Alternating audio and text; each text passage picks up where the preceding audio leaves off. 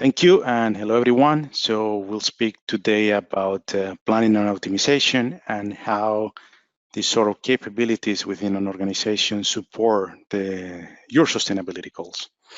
And this is essentially the session flow. Very simple. We're going to answer the why, what motivates this entire conversation. We're going to speak about the business case, how this is driving business today and into the future. We're going to get a little bit also more practical afterwards with looking into some puzzles and some really, let's say, real examples of problems. And then we're going to speak about our role as DELMIA in this realm. Okay. So first of all, the why. So the why, what motivates this? Why we're speaking about this? First and foremost, this is our purpose as an organization. Harmonizing product, nature, and life is our promise, is our commitment, is our mandate as an organization. So this is the main motivation that takes us, because that's what drives us as an organization. Here, so sustainability. It's all about the wave of life. It's a very complex and evolving system. And what we should be concerned about is when the system is breaking down. Here we can get some sort of clues from the World Economic Forum, from their last year risk report, where they list what are the top risks that the world is facing and that will face in 2020 and in the years to come, in terms of livelihood and in terms of impact. Of course, you can see it here that they did fail to predict the pandemic, but if we see what we were coming from, it's mostly environmental related risks, the ones that are really driving today's risk for humankind, for the economy, and in general. Something that we know about complex systems is from the scientists is that only two things can happen. They either break down or they break through when they get disturbed, right? And what we see on this chart is that we are currently in what they also call a decision window, and the decisions we make right now are very important, because whatever we decide now is really going to affect the future, because the system is gaining so much momentum that if we leave it for a later stage, yeah, there's nothing really we can do to, let's say, go backwards. So everything is connected. So there are the risks here, but there are also some additional risks from the same report from the World Economic Forum, and how everything that I'm describing is connected. So it's pure system dynamics. One thing affects many others. So failing of climate action, as an example, creates extreme weather, which disrupts food production or causes involuntary migration. And yeah, or extreme weather or natural disasters are really strongly connected to, for example, infectious diseases spreading. So it's all really connected, and we need to have that view in whatever we do. Okay, so so here a little bit of a historical context, especially in the context of the industry of what we do, right? So a bit of historical context and connected to the impact of previous industrial revolutions. As we can see here, there are some sort of spikes associated to each one of the different industrial revolutions. At the beginning, with water and steam power, then in the 1900s, at the beginning with electricity and organized labor. So production became cheaper, more predictable and faster. And then post-World War II, with the invention of the transistor, computers came along again, and automation, of course. So production became cheaper, more predictable, and cheaper as well. So associated to this, life expectancy in the world has increased also. Has gone up for most of the people in the world. Also, millions have been taken out of poverty. However, we're reaching now some thresholds in terms of certain natural thresholds that if we cross, it will be really hard to reverse the damage. And so those are also consequences related to how the industry evolve and how humanity is consume and use products in general. So yeah, so a little bit of the examples of the most pressing issues that we see today connected to the type of development that we'll be having. The first one, is disruption. So this has to do with natural disasters, with climate change being one of the most disruptive climate, one of the most disruptive things in society. Natural disasters have, for example, gone up from 200 a year to 700 since 1982. So there is nothing really natural about that. And climate refugees are predicted to be around 200 million by 2030. That's 10 times what we see today. Inequality, disparity. So here we see about discrimination, inequality. How do we expect to live in a world when the CEO to worker pay has gone from 20 to 1 to 300 to 1 today? Also, gender equality. So if you guys, there is this report that establishes that on October 4th, that's gender pay day, equal gender pay day, because from October 4th until December 31st, women will be working for free. So that's essentially the meaning of the inequality right now, for example, in gender pay. Degradation, so resource depletion, ecosystems destruction. This is about the environmental breakdown. Since 1970, we lost 2/3 of the life in this planet, 2/3 only in a matter of 50 years. And well, disconnection, so the digital divide. This is interesting because we believe that we live in a connected world, but still 4 billion people in the world live without access to internet. And the last one is discontent, anything that has to do with the breakdown in the human system, that we are dying because of diabetes, from obesity, especially from heart disease, things that are preventable in 40% of the cases. And well, so this is some of the whys, right? Now, another part of the why is the business case here. I didn't mean, of course, to depress you what we're doing, but I think it's good to expose the consequences of what we do, but also that represents opportunity, and we choose to see this as an opportunity. So the business case. What is in the mind of the CEOs around sustainability? This is a study run by Global Compact and Accenture Strategy last year. They do it every 2 years. So this is the latest version. So what is in their mind of the CEOs coming down to sustainability? So they had more than 1,000 participants, more than 100 in-depth interviews from very big and important companies, and also from some medium-sized companies and small companies, 99 countries, 21 different industries. So this first part, 99% of the CEOs of large firms agree that sustainability is important. 67 think it's just important, 32% that is very important. So this means this is strategic for the future of business. Here we can also see a couple of different sizes of companies, the outer ring for the very large companies, over $1 billion of revenue, and the inner ring for less than $1 billion, and what their perception is in terms of how sustainability is important to their business. Also, the leading companies are realizing value from sustainability.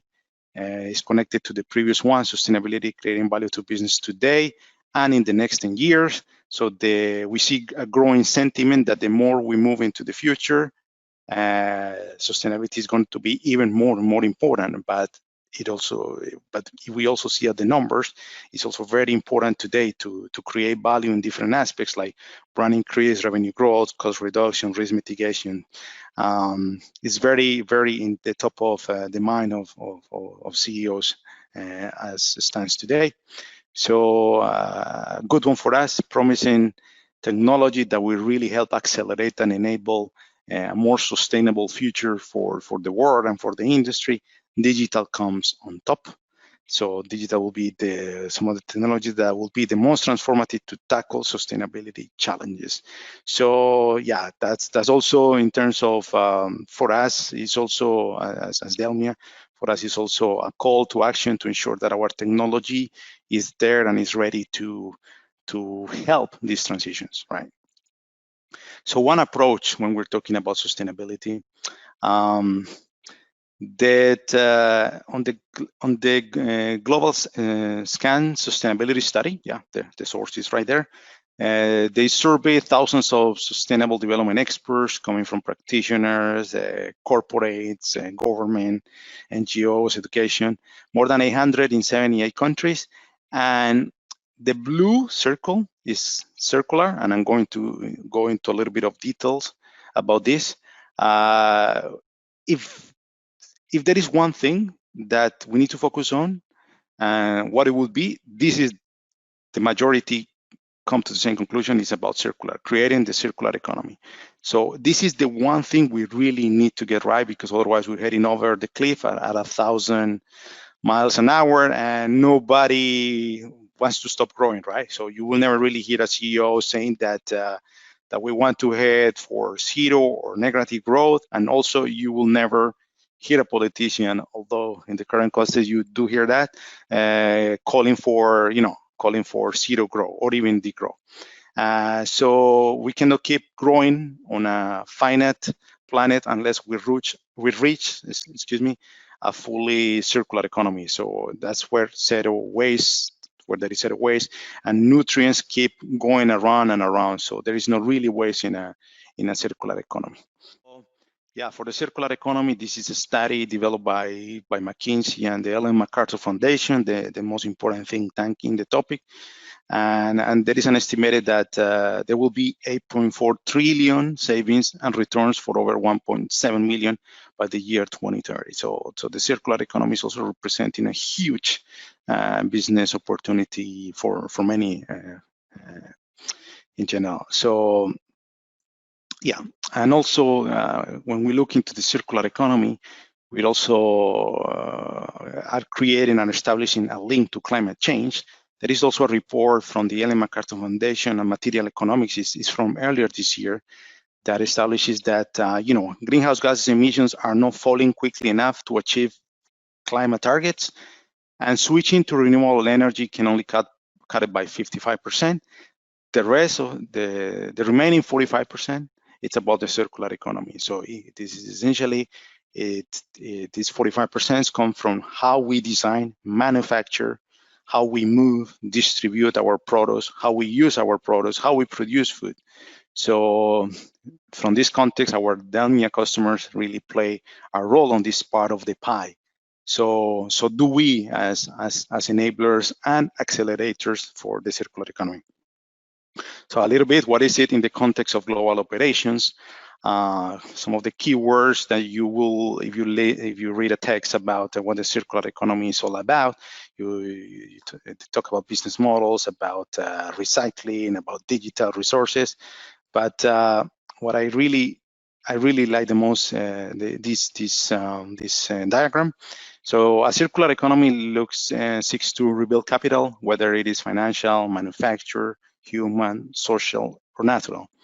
So this kind of ensures that enhanced flows of goods and services. So these system diagrams kind of illustrate the continued flow of materials, of technical materials through what is called the value circle. So if you guys see here from top to the bottom, this is the typical way that we've been running the industry, from extracting materials, manufacturing, distribution, and disposal. That's the linear way of thinking. The circular economy kind of challenge that and recognizes that there is a lot of value, a lot of labor, a lot of energy put into the materials that we produce in the economy. So how can we keep that value going around instead of going into an incineration plant or going into a landfill? How we can keep it really circulating. So we also move from consumer to user as a perspective. We also think of new business models. And yeah, just as an example of potential new business models, I think you guys are familiar with Philips Lighting, rename itself to Signify.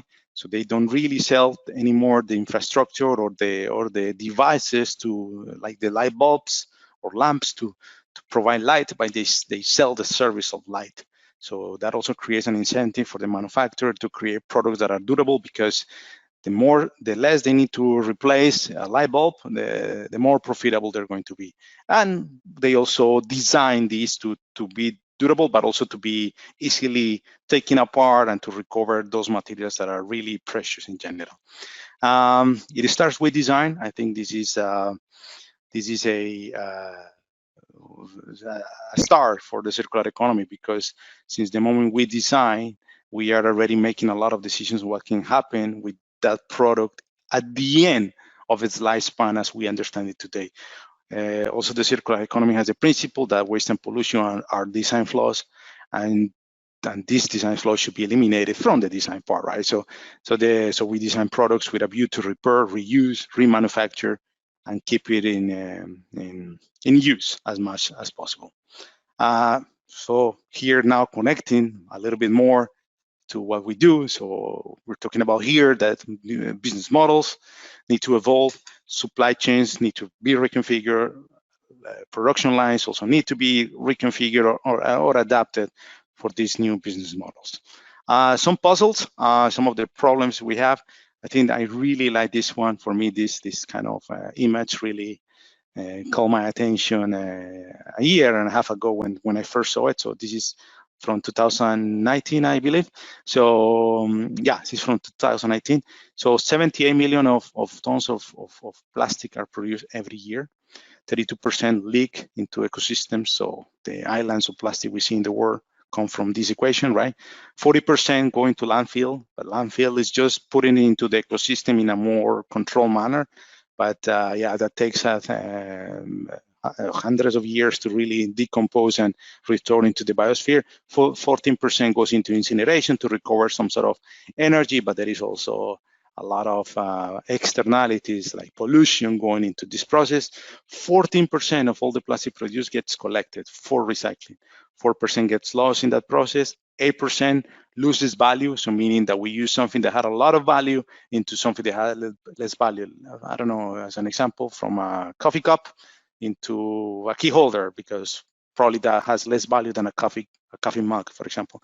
And only 2% really goes into recycling. So 98% is full virgin stock. And we know the consequences of this, and plastic is very visible in the public eye. So this is one of the things that is really getting a lot of the attention. So when we think about the possible strategies on solving this puzzle, there are three different approaches here according to this report from the Ellen MacArthur Foundations around the new plastics economy.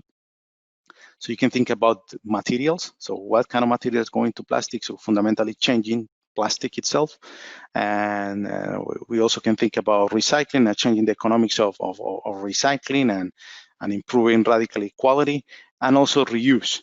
So how can we create plastic that is reusable? You can just keep it looping around. And that's one of the examples I really want to focus on today, because it's really connected to supply chains and planning and optimization. So maybe you guys have seen the Loop initiative. So a few big companies came together with TerraCycle, the company that is leading this. And yeah, so essentially here we see the consumer packaged goods in reusable containers. So you consume it, you use it, and then you put it back in the tote, and there is a courier from a logistics company that is going to pick it up. Yeah, see, this is what I'm talking about, and you will back. So it's aiming to reduce plastic. It's follow the principles of the circular economy, trying to eliminate plastic, but of course, this is introducing new problems as well. So these are a little bit of the partners, at least in Europe, and there is also a big pilot in North America that are participating. So they all have the same goal, to develop supply chains that are more circular, from design through consumer use. And yeah, so as we can see here, so what does this mean? So typically, let's say you have some sort of shampoo, and then it goes into this plastic container, goes to the consumer, they use it, and they probably put it in a recycling bin or scrap it entirely. And now we're having reuse containers. So this creates a heavy burden on logistics. So logistics are like reverse logistics in this case is going to be as important as forward logistics, to really make sure that this goes back to the manufacturer in this case. Supply chain's capabilities to clean, sanitize, refill containers, as well as to reduce energy and water needs. So now we need to use water to keep the safe those containers, right? To bring them back and to be able to safely use them again. And also we need to adapt to returns unpredictability, because so one thing is going forward to to your customer, having your sales forecast and understanding what your customer wants it or wants to get it. But now is when are they going to send that back? So it means you need to also mitigate risk by creating potentially more inventory, not only of your product, but also of the containers, right? And collection and sorting systems, of course, is one of the challenges also introduced here. And then here I want to make some sort of connection between the capabilities around supply chain planning and optimization from our domain as part of DELMIA Quintic, and the different type of capabilities that we have, and then just make some sort of mapping in terms of, okay, so if we speak about having burden on logistics or reverse logistic network, then we see a need for network planning. So capabilities required to analyze the trade-offs among inventory quantities, number and location of warehouses, as an example, transportation costs, and also how to most profitable and sustainably support a desired level of customer service, right? So you want to be close to your customer as well. So, but also route optimization here. So because we need to determine the most balanced route to move those goods. And as we know, it's more complex than just simply finding the shortest path between A and B. It needs to include all relevant factors, such as the number and location of all the required stops on the route, working regulations for drivers, vehicle constraints. So you have electric vehicles compared to gas or gasoline vehicles. You have different type of constraints there, and we will see a little example later on how that looks in practicality. So the next one is, we're talking about supply chains capabilities to clean, sanitize, refill containers, and to have that ready again. So we are introducing new problems too, and new trade-offs here. So there is a new demand for materials, because those containers, that is also material that needs to be manufactured and needs to be probably mined from virgin materials or urban mining, which is recovering materials that are already circulating in the economy, following the principles of the circular economy. So there is a new demand for materials, as I say, new inventory, identifying a specific set of uncertainties. So we want to be able to see different realities, what the future can look like, and analyze potential scenarios. And scenario planning, of course, then is a crucial capability to be able for us to do that. So we're also talking here about people executing this. So we're talking about workers, we're talking about people who are working on in the execution of that. So at the plan or as the logistic partner, or so we need workforce planning. So we need to how to have a roster and how to have a plan for people in the most effective way. And also, I was talking in the previous slide about, we need to adapt to returns and predictability in a make-to-stock environment, like our example. Forecasting of sales is done straightforward, following a statistical distribution, or we also use historicals, or like the sales guys also, of course, put as part of the forecast their sales goals, the sales targets, and then you have like a consensus forecast. And that's what you work on. The industry, I think, is really mature on that. But on the way backwards, we are introducing new uncertainties. So maybe we need new distributions, forecasting distribution. We need new way for forecasting, and probably we'll have new type of knowledge in this area. So forecasting, it's also operations forecasting is also a capability that is needed. And finally, so the collection and sorting systems. Again, we're talking here about people, but also scheduling machines. And then we connect all the different dimensions and levels, from the operational part, from machine on the minute, all the way up to making very strategic, let's say, supply chain design decisions at such. And so I think the key takeaway here is that or for our customers, for you guys that already have these capabilities in place, it's a matter of repurposing once you really, well, depends where you are on your sustainability journey, but it's a matter of repurposing these capabilities you already have to solve those new type of problems that are being introduced. Okay, and here, in the larger picture of a circular economy to function, this is a paper that is really, let's say, cited in the academic world when it comes out to circular economy.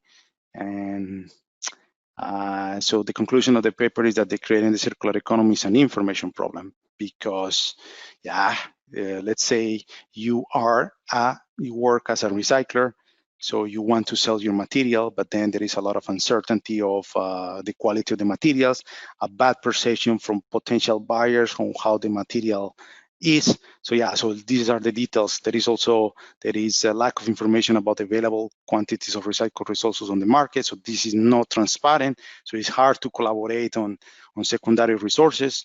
There isn't clear information, as I already said, on the quality of those materials. The absence of a functioning value creation network between the industry and the waste management. So the industry typically has been gone for always for the new, for what is just manufactured. So now we're talking about changing a little bit the chip as well and creating really value from secondary resources as such. There is a lack of knowledge about the general usability of secondary materials. So this is also a little bit of the scientific part. And the lack of information is the externalities such as air and environmental pollution in the primary markers as not costed in, meaning that any environmental impact by producing, let's say, virgin products using virgin material are not costed in. So externalities such as CO2, any pollution, any water. So we are not really paying for that. I mean, like, let's say, other stakeholders are taking the heat for that. So that's also why, for example, potentially going for virgin plastic can be more it's more profitable or has less cost than going for recycled plastic. So again, those were the DELMIA Quintic capabilities. I already kind of made mapping off, but on the last slide and the details of why the circular economy is an information problem, then we also see the need for orchestration, so coordination between different entities across your supply chain or across your business, transparency, that we can really see what's happening, we can really see impacts, right? Visibility, very connected to transparency, decision support, that I can really find what kind of trade-offs I can make and what they mean, and this is a scenario comparison that we provide again. And yeah, I just introduced the scenarios, and of course, Your Majesty optimization, because then mathematics apply to solving these kind of problems. And and that's something, of course, that we in DELMIA are very proud of in terms of the DELMIA Quintic capabilities and the world records that we have when it comes down to optimization. So really world-class optimization, solving the right things. So one example, how does this look in logistics? When you want to see, zooming in a little bit in logistics and in the part of reverse logistics, coming also down to the circular economy. So there are three kind of different things companies usually looking to have, let's say, more sustainable logistics. So maybe they replace their diesel fleet with electric vehicles, or maybe they do some sort of business changes. So they switch to cardboard boxes, from cardboard boxes to returnable totes that they can reuse and can continue circulating. But also planning changes, so increase vehicle utilization, maintain inventory, increase reverse logistics activities, and essentially, potentially, as an example, to optimize on, instead of just the cost, optimize on CO2, right? Regulations are kicking in, compliance is kicking in. We also have to do our bit to control the emissions. So why not to optimize on CO2, right? So essentially, every DELMIA Quintic product is rooted in dynamically updated KPIs. So they tell the planner how the change affects the quality of the plan. So then they let automated optimizers focus where you want what you want for your business goals. So DELMIA Quintic focuses on tracking KPIs and optimizing this. In Logistics Planner, which is one of our key solutions, one of the KPIs that comes as a standard is carbon emissions. So this calculation is based on elements such as truck type, local carbon tax, type of driving, and are you driving city versus highway? And anyways, so that's something that we have, and this is a classical example, having visibility in terms of CO2. So as you can see here, there is the indicator, but also here you see from A to B how much CO2 you are emitting in each bit of the legs of your logistical trip, let's call it like that. And then also logistics plan is visibility with and world-class optimization. I think I need to change. Yeah, sorry. So logistics planning, visibility, and world-class optimization for EVs, right? Of course, we're also now talking about electric vehicles becoming the normal in road logistics. So that introduces new constraints as well when you're planning your logistics. Battery charge as an action needs to be planned. And that affects the overall plan significantly, of course, because charging a battery takes significantly more than, for example, just putting gas. So we need to take into account the charging time and also the charging location. And again, this is already out of the box in our logistics solution to really enable more sustainable logistics. And last but not least, also going a little bit more to a strategic level. So yeah, I'm just gonna go back here. So there is a sales demands to be fulfilled. This is one of our solutions that is called Macro Planner. Some of you are already familiar with it, I'm sure. So there you have the KPIs that you're trying to follow and that you're trying to that are your business goals. And then then at some point regulation and compliance kicks in, and also there is a company that is really already in the journey of reducing CO2 emissions. So we can also look into what the CO2 emissions are in the different part of the supply chain, in the different plus or the different transportation options that we're taking into. And then we are also able to, for example, here to have a couple of scenarios comparison in terms of what of my scenarios and which one of my plans are more sustainable when it's coming down to CO2. So CO2 is being taxed these days in many places in the world. CO2 tax seems to be a policy mechanism to really cut on emissions. So this is also something important for us to provide visibility on. And also, of course, we're supporting sustainability goals, and CO2 is one of those. It's one of those goals that every company is after in today's world. So that essentially covers my presentation in terms of the way forward. DELMIA, Dassault System, as part of Dassault System, is fully committed on ensuring that our products really can help accelerate and enable more sustainable and global operations in the context of what DELMIA does, and also to ensure that our R&D has the solutions ready for that and provides visibility into different aspects, especially environmental aspects, as well as we move into the future and hopefully a more sustainable future. Thank you very much.